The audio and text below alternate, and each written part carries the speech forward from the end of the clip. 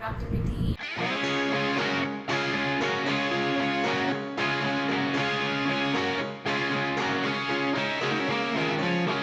Guys, welcome back to the channel. I'm Rani, and today we will be talking about a very interesting topic, which is actually a study technique which I religiously follow. So for those of you who have been following me ever since I started this channel, you know that I'm quite fond of Pomodoro Technique, and it helps me fight off procrastination. It helps me maintain productivity and a constant feeling of getting the work done throughout the day. So first we will be talking about the history of Pomodoro. It was invented in the early 1990s by Francisco Cirillo. I hope I'm pronouncing his name right. He named it the Pomodoro Technique after a tomato-shaped timer which he used to track his work as a university student. And as we can see, the technique has gained quite popularity. It has saved almost every student from unproductive hours and long hours of unfocused studies. What is the theory of Pomodoro? Any long task or any series of tasks that are demanding and require a certain level of creativity from you can be broken down into smaller bits and portions so that you can complete your work easily and on time while remaining productive and focused. Each Pomodoro is a section. It is a fixed duration of time which you use to focus on your work, which you use to get your work done, and it is followed by a short 5-minute or 10-minute break. You see, human brains can only focus on any task, not just studying, but on any task for literally only 25 minutes on an average, which is very low. So how can you get long pieces of work done? It is through Pomodoro techniques. If you notice, sitting for long hours, like 2 to 4 hours, and getting barely any work done, or 1/4 of the total work done, it is seriously ineffective. The most exciting part about the Pomodoro technique is that all you need is a timer and a series of work to get done. So you can have a laptop for the timer, you can use an electronic device for the timers, or you can have it on your phone. How do you get on with the technique? First, you need to have a task or a series of tasks which you have to get done in a stipulated period of time. Then you can put on your timer for 25 minutes on any device. It can be on your laptop, it can be on your phone, it can be on your tab, anywhere. And you need to get into the task. Just keep working until the timer goes off. When it does, you can put it on a 5-minute break. If you started for 25 minutes or if you worked for 25 minutes, you can get up.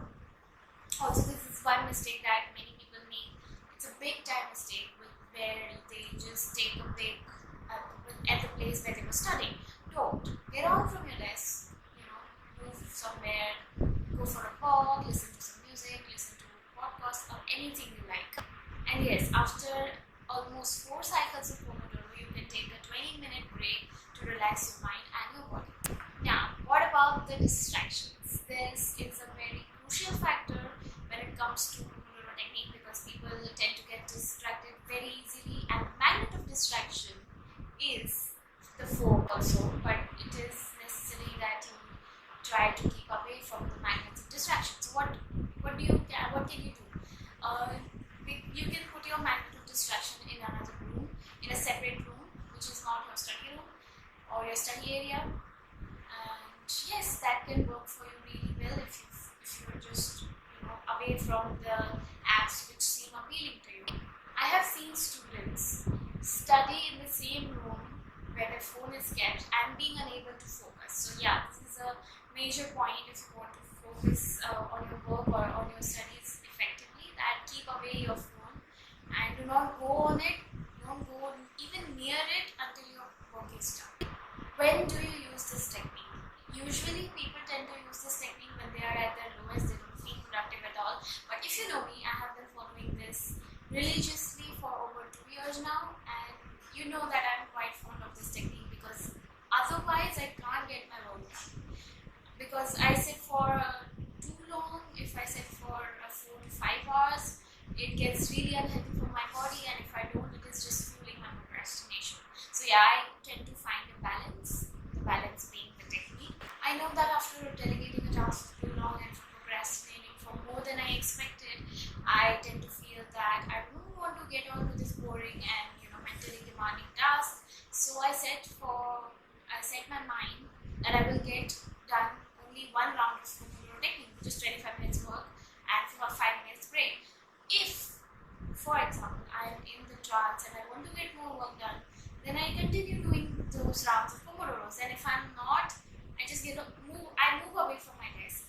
And whenever I'm feeling confident and energized enough to get back to the boring, demanding tasks, I come back to my desk and put on the Pomodoro Technique again. By making this commitment, it's easier to focus on the smaller or shorter period of time where I'm just working instead of the longer hours, which are highly unproductive for me. And it helps me build momentum, because now that one round of Pomodoro is done, I know I have the energy to go on to the round 2. For heavy days, however, I suggest you take a 1 or 2 hour break properly when you have like exams, and just before the day of exam you're studying and it just clatters up in your head. So take a 2 hour break. What I do is I watch a show I like, or I read a book I want to read, and it just helps me freshen up a little. And don't push yourself so much into that zone of studying just because you have an exam.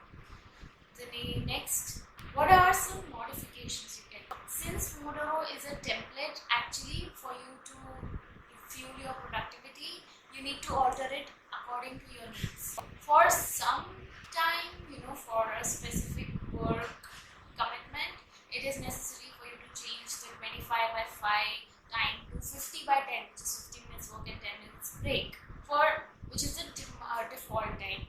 It isn't guaranteed though that 15 by 10 works for everyone. It doesn't for